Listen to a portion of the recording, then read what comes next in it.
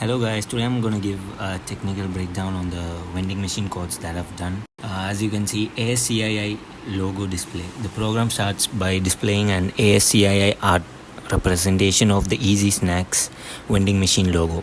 ASCII art is a text-based method to create visual designs using characters. And here you can see menu display, and menu display is a total of 16 varied items in a total of 3 different categories: drinks, snacks and hot drinks.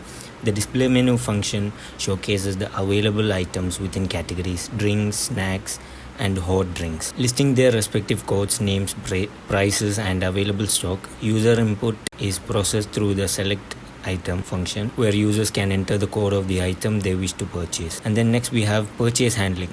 The purchase item function manages the purchase process by checking the availability of the selected item and verifying if the inserted money is sufficient.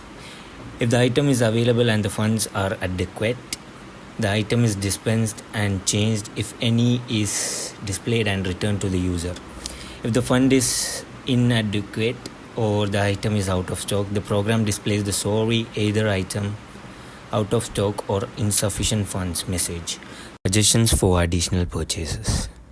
The suggest purchase function suggests additional items, example 7-day croissant, based on the selected item, example coffee, black coffee, hot chocolate, and displays the message based on your purchase. You might also like 7 days croissant to go with it.